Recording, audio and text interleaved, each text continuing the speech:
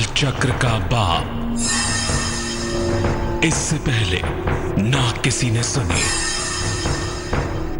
ना किसी ने देखी इतनी सटीक भविष्यवाणी। चाल चक्र। नमस्कार, आप देख रहे हैं हमारा खास शो चाल चक्र, जिसमें आज फिर से एक नया विषय, एक नया मुद्दा लेकर आप सभी के सामने मैं हाजिर हो गई हूं, शगुफ्ता साहिल देव। और हर रोज की तरह स्टूडियो में हमारे साथ जुड़े हैं ज्योतिर्विद शैलेंद्र पांडे। शैलेंद्र जी, आपका बहुत बहुत स्वागत है। नमस्कार। नमस्कार शैलेंद्र जी। चलिए शैलेंद्र जी से जान लेते हैं कि आज का विषय क्या है, आज का मुद्दा क्या है, और तमाम समस्याएं यदि आप दो चार हो रहे हैं आपके जीवन में, यदि संघर्ष है तो उसको दूर कैसे किया जाए और उसमें खुशहाली कैसे लेकर आई जाए, सबसे पहले विषय के बारे में जान लेते हैं शैलेंद्र जी से। आज जिस विषय पर चर्चा करेंगे वो हमारे जीवन से जुड़ा हुआ एक बहुत सामान्य सा मामला है, लेकिन उसका प्रभाव बहुत ज़्यादा होता है। जैसे हम किसी की चीज़ें चुरा लेते हैं या हमारी चीज़ें कोई चुरा लेता है, वैसे ही आपकी जो किस्मत है ना, आपका जो भाग्य है वो भी चोरी होता है। आज यही बात करेंगे कि आपका भाग्य कैसे चोरी होता है। आज की खास बात क्या रहने वाली है कार्यक्रम में, चलिए आपको बताते हैं कि आज के कार्यक्रम की खास बात क्या है। आज हम आपको बताएंगे कि आखिर भाग्य का चोरी होना होता क्या है, किसको कहते हैं कि भाग्य चोरी हो गया, कौन आपका भाग्य चुरा लेता है, किस तरह से आपका भाग्य चोरी हो जाता है, कपड़ों से कैसे चोरी होता है, खाने से कैसे भाग्य चोरी होता है। चोरी तो होता है भाग्य, इसके पीछे का पूरा मामला क्या होता है, और आपकी राशियों की सबसे सटीक भविष्यवाणी आप जान पाएंगे। ये भी जान पाएंगे कि आज का शुभ पहर क्या है और शुभ पहर में ऐसा क्या करें जिससे आपकी मुश्किल दूर हो जाए। चलिए, तो किस तरह से आपकी मुश्किल दूर हो जाएगी, किस तरह से आपकी समस्या दूर हो जाएगी, वो सब भी जानेंगे कि भाग्य सच में चोरी हो सकता है, इसका रहस्य क्या है। लेकिन सबसे पहले शैलेंद्र जी से जान लेते हैं कि आज का पंचांग क्या है। बात करते हैं आज के पंचांग की। मार्गशीर्ष कृष्ण पक्ष की तिथि है आज। आज का नक्षत्र है पूर्वा फाल्गुनी नक्षत्र, नवमी तिथि है आज। नक्षत्र है आज का पूर्वा फाल्गुनी, जो कि 9:30 बजे के आसपास समाप्त हो गया। चूंकि सूर्योदय हुआ पूर्वा फाल्गुनी में, इसलिए हम पूर्वा फाल्गुनी नक्षत्र के बारे में कह रहे हैं। चंद्रमा आज दिन भर सिंह राशि में संचरण करेंगे और चंद्रमा की इसी चाल के आधार पर हम ये समझ पाएंगे कि आपका दिन कैसा जाने वाला है, कितना अच्छा, कितना बुरा, कितना खट्टा, कितना मीठा। राहु काल का जो समय होगा कुछ देर बाद शुरू होगा। अभी 10:30 से दोपहर के 12 बजे तक राहु काल का वक्त होगा। इसमें कोई भी नया और कोई भी शुभ कार्य अगर आप ना करें तो आपके लिए ज़्यादा बेहतर है। राहु काल में किए हुए कार्य शुभ नहीं होते। और पश्चिम दिशा की तरफ आज यात्रा मत करिएगा। पश्चिम दिशा की तरफ यात्रा करने की मनाही है, लेकिन अगर यात्रा करना ज़रूरी है, मजबूरी है आपकी, तो बेहतर होगा दही का सेवन करके यात्रा की शुरुआत करेंगे तो मुश्किल से बचे रहेंगे। चलिए, तो वापस अपने विषय पर आते हैं और जानने की कोशिश करते हैं और समझने की कोशिश करते हैं कि आज का विषय क्या है। शैलेंद्र जी, सबसे पहले ये सवाल, दर्शक भी आपसे यही जानना चाहेंगे, मैं भी यही जानना चाहती हूं कि क्या होता है भाग्य का चोरी होना।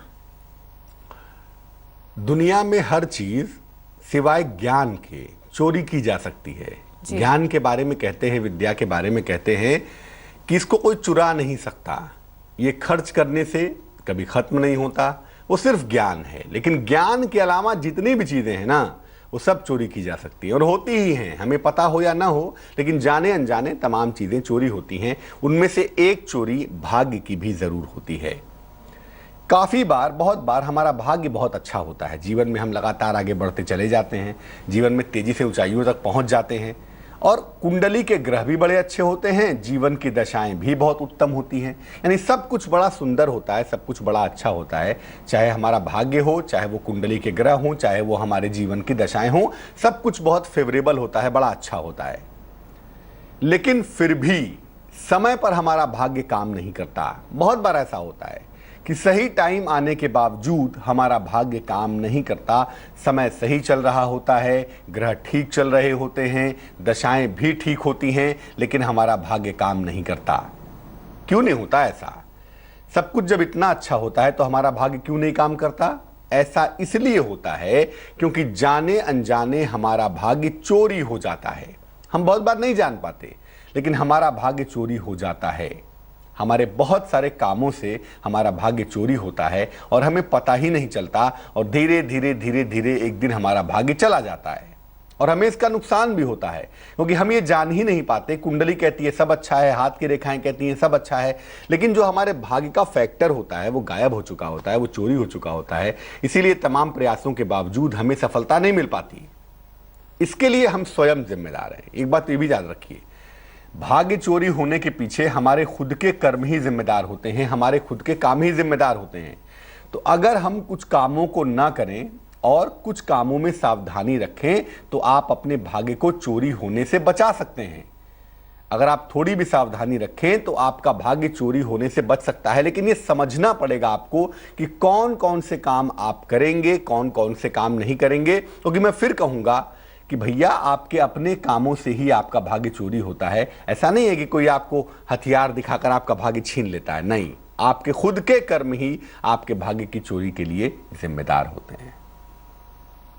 तो किस तरह से आपके खुद के कर्म ही रिस्पॉन्सिबल होंगे, खुद ही कर्म जो करते हैं आप वो ही जिम्मेदार बन जाएंगे आपके भाग्य के चोरी करने के लिए। सबसे पहले सवाल ये करते हैं कि खाने पीने की चीजों से कैसे आपका भाग्य चोरी हो सकता है? ऐसा होता है कि जो भोजन हम ग्रहण करते हैं, शास्त्र कहता है अन्नो वै प्राणः, अन्न में ही प्राण होते हैं। और जो भी चीज़ हम खाते हैं उसके अंदर संस्कार होते हैं। वो संस्कार अच्छे भी हो सकते हैं, बुरे भी हो सकते हैं, और वो जीवन में दिखाई देते हैं। आप कैसा भोजन करते हैं, कहते हैं ना जैसा होगा आहार वैसा होगा विचार। तो जैसा आहार, जैसा अनाज, जैसा भोजन आप ग्रहण कर रहे हैं उसका सीधा असर आपकी किस्मत पर, आपके भाग्य पर पड़ता है और जाने अनजाने आपका भाग्य चोरी हो जाता है। कैसे चोरी होता है? खाने पीने से। आखिर भाग्य चोरी होता कैसे है? देखिए, अगर आप किसी गलत व्यवसाय वाले व्यक्ति के घर खाना खाते हैं तो इससे आपका स्वयं का स्वभाव और आदतें खराब होने लगती हैं। मान लिया कोई व्यक्ति चोरी चकारी करता है, कोई व्यक्ति गलत तरीके से व्यवसाय करता है, खूब पैसा कमा लिया उसने, नो डाउट खूब बड़े आदमी बन गया, लेकिन दूसरों को बेवकूफ़ बना के, दूसरों को बेवकूफ़ बनाकर खूब उसने पैसा अर्न किया, गलत रास्ते से पैसा कमाया या कमा रहा ही है, तो उससे खरीदा हुआ अनाज और वो भोजन जब आप ग्रहण करेंगे तो निश्चित रूप से उस भोजन के साथ आपके अंदर भी वो स्वभाव, वो आदतें चली आएंगी। क्योंकि अन्न के अंदर तो भैया संस्कार होते हैं। इसीलिए पहले जमाने में कहते थे कि हर व्यक्ति के यहाँ भोजन मत करो। इसलिए नहीं कि कोई ऐसा बंधन था या समाज बटा हुआ था, नहीं, ऐसा इसलिए कहते थे कि कौन सा व्यक्ति कैसे धनार्जन कर रहा है, कौन सा व्यक्ति कैसे पैसे कमा रहा है, ये समझना पड़ेगा आपको। अब कोई बुरे तरीके से पैसे कमा रहा है, उसका भोजन आप खाएंगे, उसका अन्न खाएंगे तो पक्की तौर पे आपका स्वभाव भी खराब होगा, आपकी आदतें भी खराब होगी। अब मान लिया व्यक्ति तो अच्छा है, काम भी ठीक करता है, लेकिन अगर उसकी सोच गलत है आपके लिए, मन ही मन आपके लिए उल्टी सीधी बातें सोचता है, आपके लिए बुरा सोचता है, आपका नुकसान हो जाए, आपका नाश हो जाए, आपके साथ ये बुरा हो जाए, आपके साथ वो बुरा हो जाए, बुरा सोचता है आपके बारे में, ऐसे व्यक्ति बाहर से भले ही अच्छा दिखा रहे हों, लेकिन अगर ऐसे व्यक्ति का खाना आप खा लेंगे, ऐसे व्यक्ति का भोजन करेंगे जो आपके लिए अच्छे भाव नहीं रखता, तो एक तो आपका भाग्य तो चोरी होगा निश्चित रूप से, और दूसरा ये होगा कि आपके रिश्ते बिगड़ने लगेंगे। हमेशा उसी व्यक्ति का भोजन करिए, उसी व्यक्ति के साथ भोजन करिए, कम से कम जिसके मन में आपके लिए एक बेहतर भावना हो। वो बड़ा आदमी है, छोटा आदमी है तो बात का सवाल है, लेकिन आपके लिए मन में दुर्भावना रखता है, पीठ पीछे आपको कोसता है, ऐसे आदमी का भोजन कभी मत करिएगा, वरना आपके लिए दिक्कत हो जाएगी। क्योंकि देखिए, अगर आप किसी ऐसे व्यक्ति का खाना खाते हैं जो आपके लिए बुरी भावना रखता है तो रिश्ते भी खराब होंगे और आपकी सेहत भी खराब हो जाएगी। एक चीज और बता दूं, आप अपना भाग्य खुद कैसे चोरी करवाते हैं। आप किसी से जबरदस्ती खाना खाते हैं या फ्री में खाना खाते हैं। बहुत सारे लोग ऐसे हैं, होटल में पहुंच गए, खाना खाया और आंख दिखा दी, पैसे नहीं देंगे जाओ, या फ्री में खाना खा लिया, जबरदस्ती खा लिया, आज तो खाना खा के ही रहेंगे, क्या कर लोगे। जो जबरदस्ती खाना खाते हैं, अगला तो मजबूर है, आपको खिला देगा, उसको अपना होटल चलाना है, अपना व्यवसाय करना है। जो ठेले रेहड़ी पे दुकान लगाते हैं बेचारे क्या करें, उनको तो अपना व्यवसाय चलाना है, वो तो खिलाएंगे ही, जबरदस्ती मजबूरी है उनकी। किसी से जबरदस्ती खाना खा लेंगे या फ्री में खाना खा लेंगे, कितने का खाएंगे, 50 रुपए, 100 रुपए, 200 रुपए। खाना तो 200 रुपये का खाएंगे, लेकिन किस्मत 2 लाख रुपए की चली जाएगी। और अगर आप मुफ्त में खाना खाएंगे, फ्री में खाना खाएंगे, दबाव बनाकर जबरदस्ती खाना खाएंगे, तो आपका धन का नाश तो होगा ही, आपकी कमाई, आपकी अर्निंग भी धीरे धीरे कम होनी शुरू हो जाएगी। अब देखिए, इंसान है ना, गलती तो हो सकती है। ये जबरदस्ती वाली गलती नहीं है, ये पाप है। अगर आप जबरदस्ती खाना खाते हैं दबाव बनाकर, तो इसको तो गलती नहीं कहूंगा मैं, इसको तो पाप कहूंगा मैं, कि फ्री में खाना खा रहे हैं, दबाव बनाकर खा रहे हैं। ये सब मत करिए, बंद करिए। फ्री का खाना खाना बंद करिए, जबरदस्ती खाना बंद करिए। लेकिन बाकी मामलों से किसी ऐसे आदमी के यहाँ खाना खा लिया जहाँ ठीक नहीं था, जिसका अन्न ठीक नहीं था, और आपका भाग्य चोरी हो गया है, आपको पता चल गया कि अच्छा वहां जब से खाना खाया है तब से जीवन में डाउनफॉल शुरू हो गया है, तब कैसे रोकेंगे इसको? आप निर्धनों को, गरीबों को मंगलवार को भोजन कराइए। अपने घर का बना हुआ प्रेम पूर्वक कहूंगा मैं, प्रेम पूर्वक भोजन कराइए। और रोज सुबह 2 पत्ते हनुमान जी को तुलसी के आप अर्पित करना शुरू कर दीजिए। अगर आप ऐसा लगातार करना शुरू करें तो जो भोजन के माध्यम से, जो खाने के माध्यम से आपका भाग्य चोरी हुआ है, वो बहुत हद तक वापस आ जाएगा। चलिए, ये तो हमने शैलेंद्र जी से जान लिया कि खाने के माध्यम से किस तरह से आपका भाग्य चोरी हो सकता है, क्या सावधानियां आपको बरतनी है ताकि इससे आप आसानी से बच सके। लेकिन शैलेंद्र जी, एक और सवाल कि आपके कपड़ों से, जो आप पहनते हैं, उससे आपका भाग्य कैसे चोरी हो सकता है? जो भी चीज दुनिया में शगुफ्ता हमसे जुड़ी हुई है, चाहे वो हमारे कपड़े हों, हमारी स्वभाव हो, हमारी आदतें हो ना, उन सब के अंदर हमारे गुण चले आते हैं। इसलिए अगर आप कपड़े पहनते हैं तो उसके अंदर भी तो आपके गुण आ जाएंगे, आपके वाइब्रेशंस आ जाएंगे। अगर आप किसी को अपने बिना धुले हुए कपड़े दे देते हैं तो इससे आपका भाग्य चोरी हो जाता है। कपड़े दीजिए, लेकिन जब भी अपने कपड़े दीजिए धो कर दीजिए। आपके बिना धुले हुए वस्त्रों के गलत प्रयोग से आपकी सेहत खराब की जा सकती है। कपड़े देने के पहले उसको धोकर ही देना बेहतर होगा।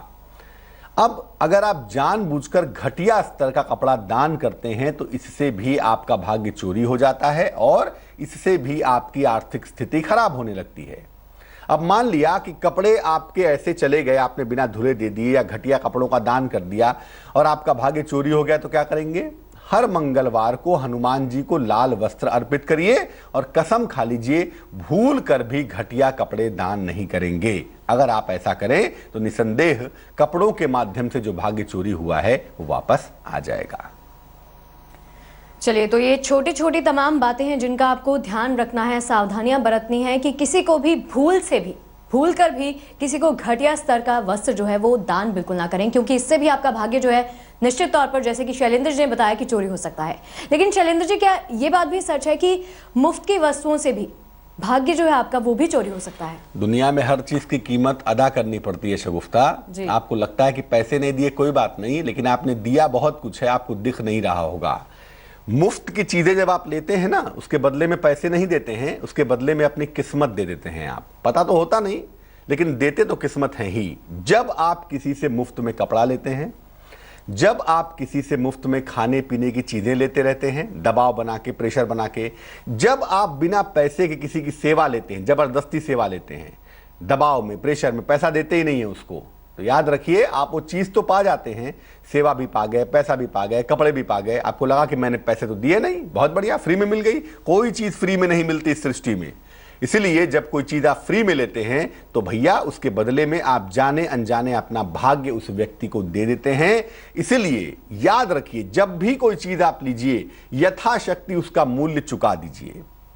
बहुत महंगा है मत लीजिए, या जितना कर सकते हैं उतना ही करिए, लेकिन यथाशक्ति उसका मूल्य जरूर चुकाइए। क्योंकि अगर आप कोई चीज फ्री में ले रहे हैं तो उसके बदले उसका भुगतान हो रहा है आपकी किस्मत से, और वो भुगतान बड़ा भारी पड़ेगा आपको।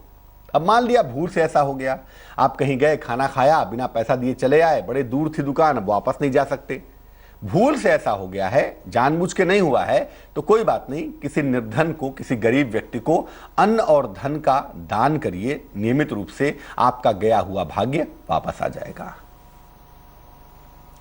चलिए, तो एक और सवाल शैलेंद्र जी आपसे पूछना चाहती हूँ। जहाँ पर हम काम करते हैं, दफ्तर में बैठते हैं या घरों में बैठते हैं, जिस कुर्सी पर, जिस चेयर का हम इस्तेमाल करते हैं, क्या उससे आपका भाग्य जो है वो चोरी हो सकता है? मैंने पहले भी कहा शगुफ्ता कि जो चीज आपसे जुड़ी हुई है उसके साथ आपकी भाग्य की स्थिति जुड़ जाती है। विक्रमादित्य का सिंहासन था, उसमें विक्रमादित्य का भाग्य जुड़ा हुआ था, इसलिए राजा भोज जब उस पर बैठने चले तो नहीं बैठ पाए। इसी तरह से आपकी जो कुर्सी है ना, जो चेयर है, इस पर भी आपका भाग्य जुड़ा हुआ है और यह भी चोरी होता है। कैसे? अगर आपकी कुर्सी पर कोई और बैठता है, या अगर आप एक कुर्सी पर नहीं बैठते, या रोज अलग अलग कुर्सियों पर बैठते हैं तो आपकी कुर्सी पर बैठने वाला व्यक्ति आपका भाग्य चुरा लेगा। इसीलिए बॉस जो होते हैं उनको अपनी कुर्सी पर किसी को बैठने नहीं देना चाहिए, वरना आपका बॉसिज्म चला जाएगा।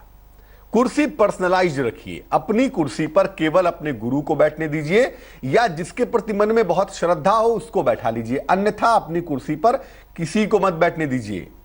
जिस कुर्सी पर आप नियमित रूप से काम करते हैं उस कुर्सी के पैर में, उस कुर्सी के पावे में हनुमान जी का लाल धागा अगर बांध दें, एक कलावा हनुमान जी को स्पर्श करा के अगर उस कुर्सी के पावे में बांध दें तो आपका भाग्य उसमें स्थिर हो जाएगा। आपका भाग्य फिर कोई नहीं चुरा पाएगा।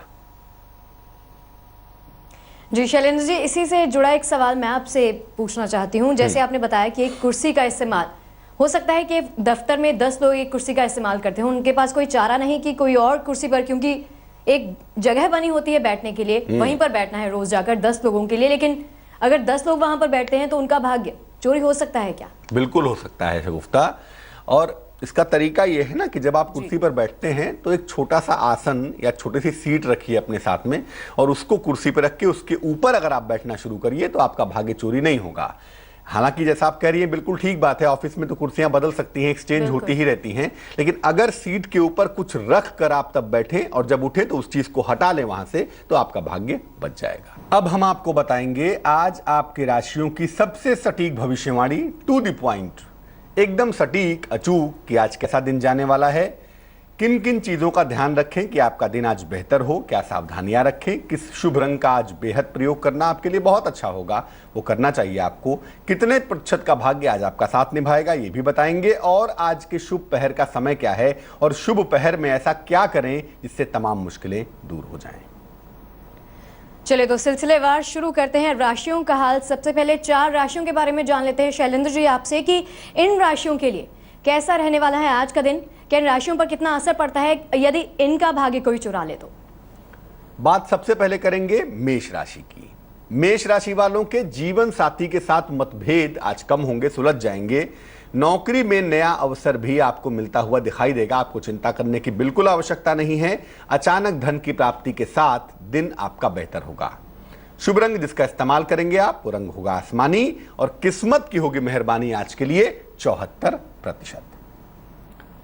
वृष राशि, किसी आध्यात्मिक कार्य में ईश्वर के मार्ग पर व्यस्त रहेंगे, ठीक भी है, रहना भी चाहिए, और आज काम का बड़ा और नया अवसर भी आपका इंतजार कर रहा है, उस अवसर को पकड़ लीजिएगा।